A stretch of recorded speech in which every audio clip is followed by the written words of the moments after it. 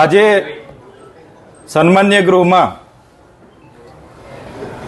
ગુજરાત નાગરિક સંહિતા, સમાન નાગરિક સંહિતા એટલે કે યુસીસી ગુજરાત સરકાર આજે લાવી રહી છે, ત્યારે એમાં થોડું આપણે આગળની ચર્ચામાં થોડું જોઈશું. તો આજે ગુજરાત સરકાર જે વિધેયક લાવી રહી છે, બિલ લાવી રહી છે કે સમાન નાગરિક સંહિતા, અને એનો યશ લેવા માટે પણ એ લોકો થનગની રહ્યા છે. ત્યારે સાથીઓ, તમે ને અમે સૌ જાણીએ છીએ 1947માં ભારત દેશ આઝાદ થયો, અને દેશ આઝાદ થયાની સાથે જ દેશને ચલાવવા માટે જ્યારે બંધારણ બનાવવાનું આવ્યું ત્યારે બંધારણ સભા 2 વર્ષ 11 મહિના અને 18 દિવસ ચાલી. ત્યારે પણ 23/11/1948ના રોજ યુસીસી બાબતે વિધાનસભા લોકસભાના બંધારણ સભાએ ચર્ચા કરી, અને 30મી માર્ચ, એના પહેલા પણ 30મી માર્ચ 1947ના રોજ પણ બંધારણ સભાએ સમાન નાગરિક સંહિતા દેશમાં લાગુ કરવો કે કેમ એની ચર્ચાઓ કરી, અને બાદમાં એની 44 કલમ અસ્તિત્વમાં આવી અને રાજ્યને વિચારણા હેઠળ એ કલમ અંતર્ગત મૂકવામાં આવ્યું. ત્યારે સાથીઓ, દેશનું બંધારણ આપણને સામાજિક, સાંસ્કૃતિક, ધાર્મિક અને ભાષાકીય રીતે સ્વતંત્રતા આપે છે.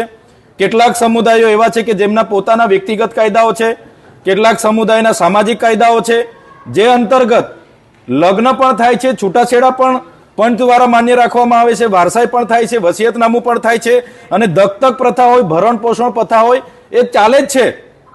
એવું નથી કે આજે યુસીસી આવવાથી જ આ બધું સાપુ સૂતરું થઈ જવાનું છે. તમે કદાચ ભૂતકાળના કાયદાઓમાં જશો તો આ જ પ્રકારના કાયદાઓ જે કુટુંબને કરવા માટે 1955માં હિન્દુ લગ્ન ધારો બન્યો હતો, હિન્દુ વારસા ધારો 1956માં બન્યો હતો, હિન્દુ સગીર અને વાલી ધારો 1956માં બન્યો, હિન્દુ દત્તક અને ભરણ પોષણ ધારો 1956માં બન્યો, જે અંતર્ગત એ પછીમાં સુધારાઓ પણ ઘણા થયા. 1961, 62, 64, 76, 78, 2001, 2003, 2005, 2008, દરેક વખતે અનેકો સુધારો થયા. અને જે આજે યુસીસીની વાત થાય છે એમાં કાયદાઓમાં પણ જોગવાઈ કરવામાં આવી. તમે કાયદાઓનો અભ્યાસ કરશો, ઘરેલું હિંસા પ્રતિનિધિ ધારો 2005માં પણ બન્યો છે, બાળ લગ્ન પ્રતિનિધિ ધારો 2006માં પણ બન્યો છે, મા બાપને વરિષ્ઠ નાગરિક તરીકે ભરણ પોષણ અને કલ્યાણ ધારો 2007માં પણ બન્યો છે, અને 2017ના સર્વોચ્ચ અદાલતે ટ્રિપલ તલાક જેવી પ્રથાને પણ બિન બંધારણીય ગણાવી છે.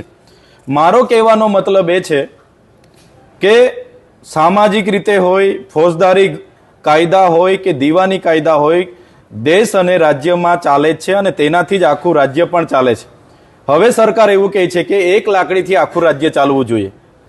હવે જ્ઞાતિ, ધર્મ, જાતિ બધાના પોતપોતાના સામાજિક, વ્યક્તિગત ઘણા કાયદાઓ છે ને આજેથી નથી, વર્ષોથી પેઢી દર પેઢી ચાલી આવે છે.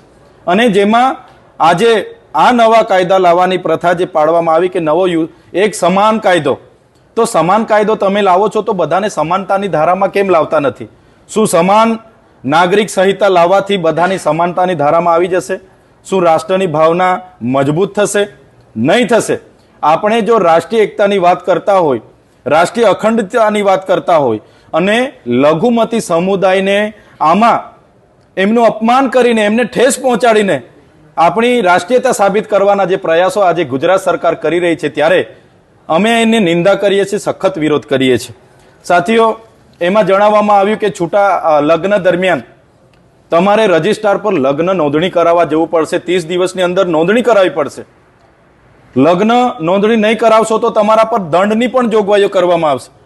હવે આજે તમે દરેક જગ્યાએ લાઈનો જોઈ છે, બેંકોમાં, મામલતદાર કચેરી, તાલુકા કચેરી, આજે પેટ્રોલ પંપો પર લાઈનો છે. તો લોકો રજિસ્ટ્રારમાં લગ્ન કરીને લાઈનો પર રહેશે? એમણે કીધું કે તમારે છૂટાછેડા માટે કોર્ટમાંથી છૂટાછેડા થશે, રજિસ્ટ્રારમાં છૂટાછેડા થશે. આજે કોર્ટમાં 10-10, 15-15 વર્ષ સુધી કેસ ચાલે છે, એનું કોઈ નિરાકરણ નથી. તો છૂટાછેડા માટે શું બધા સમુદાયના લોકો કોર્ટના માધ્યમથી જ જશે? એમણે કીધું કે લિવ ઇન રિલેશનશીપ જે તમે રાખવા માંગો છો, એમાં પુખ્ત વયના 2 પુરુષ અને સ્ત્રી સાથે રહી શકે છે. એમણે 30 દિવસમાં રજીસ્ટ્રેશન કરવું ફરજિયાત છે. લિવ ઇન રિલેશનશીપમાં જે પણ લોકો રહેશે, માનો કે કોઈ જોડી અમદાવાદમાં રહે છે અને એ રિલેશનશિપ દરમિયાન એમનું બંને જણના સહમતિથી જે બાળક જન્મ લેશે એની શું જોગવાઈ છે, એની શું સેફટી છે, એને માલિકી હકમાં પ્રાવધાન છે, એનું શું ભવિષ્ય છે, કાલે ઉઠીને રિલેશનશિપ બાદ એમના અસહમતિ દર્શાવતો ઠરાવ થશે તો એની શું જોગવાઈ છે. એટલે આ કાયદામાં એવી ક્યાંય એવો સ્પષ્ટીકરણ નથી કે રિલેશનશિપ દરમિયાન તમે રહેવ છો બે વર્ષ, એમાં જે બાળક જન્મ લે છે એની શું ભવિષ્ય છે, એને માલિકપણું મળશે કે કેમ, એને મિલકત મળશે કે કેમ, એની કોઈ આમાં જોગવાઈ નથી. એટલે મારે આજના આ બિલ પર તો મારે એટલું જ કહેવાનું છે, જે ગુજરાત સરકાર ઉતાવળ કરી રહી છે ત્યારે એક વર્ષ પહેલા જે સમાન નાગરિક સંહિતાની કમિટી આખા ગુજરાતમાં ફરી અને ગુજરાતમાં તમામ વર્ગના લોકોએ એમાં વિરોધ નોંધાવ્યો છે. બધા જ લોકોએ કીધું છે કે એમાં વિરોધ નોંધાવ્યો છે અને મોટે ભાગના લોકોનો વિરોધ હોવા છતાં લોકમતની વિરોધમાં જઈને આજે જે બિલ પસાર થઈ રહ્યું છે એવું મને લાગે છે, જે ખૂબ ઉતાવળ્યું છે. સાથે સાથે મને એ સ્પષ્ટ થાય છે કે જે પ્રકારે જનસંઘ હતું, ભારતીય જનતા પાર્ટીની મૂળ સ્થાપના જનસંઘથી થઈ, જનસંઘે પણ શરૂઆતથી જ પોતાની મેનિફેસ્ટોમાં 370 કલમ હટાવીશું, અયોધ્યામાં રામ મંદિર બનાવીશું અને દેશમાં સમાન નાગરિક સંહિતા અમે લાગુ કરીશું.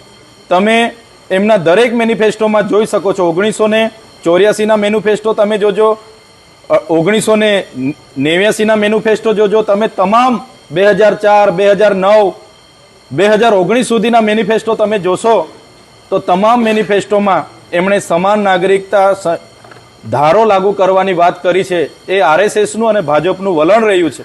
એટલા માટે આજે આરએસએસ દબાણ કરી રહ્યું છે કે તમે સમાન નાગરિક સંહિતા દેશમાં લાગુ કરો, જેને લઈને આજે ભાજપ ઉતાવળિયું બની રહ્યું છે એવું મને લાગી રહ્યું છે.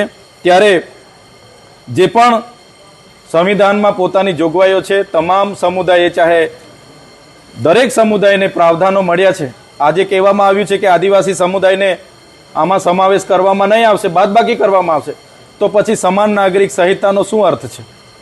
મને લાગે છે સામે ચૂંટણી છે. ગયા વર્ષે આદિવાસી સમાજના તમામ સંગઠનોએ ખૂબ વિરોધ કર્યો, એને ધ્યાને રાખીને આદિવાસી સમુદાયને બહાર રાખવામાં આવ્યો છે. પણ આવનારા દિવસોમાં ચોક્કસ એમાં સુધારો લાવશે અને આદિવાસી સમાજને પણ આમાં સમાવેશ કરશે, જેની અમને ભીતિ છે. એટલે અમે ઝીણવટપૂર્વક જોઈ રહ્યા છે. ક્યાંક પણ એવું દેખાય છે તો અમે સખત આ કાયદાનો વિરોધ કરવાના છે અને આ કાયદાને રદ થાય એની પણ અમે હાકલ કરવાના છે. આજે સન્માન્ય ગૃહમાં જ્યારે પણ આ કાયદો આવશે અમે વિસ્તૃત ચર્ચા ગૃહમાં પણ કરવાના છે અને સરકારને અનેક બાબતોના સવાલો પણ અમે કરવાના છે. અને ચોક્કસ આજે જે સમાન નાગરિક સંહિતા જે આવી છે એમણે પહેલાં સમાનતા ઊભી કરવી પડશે. બધા જ વર્ગના લોકોના ધર્મ, વ્યક્તિ, એમના જાતિ, જ્ઞાતિ, જે પણ પ્રાવધાનો બંધારણમાં મળ્યા છે એને બધા જ લોકોએ માન સન્માન આપવું પડશે એવું હું વ્યક્તિગત માનું છું.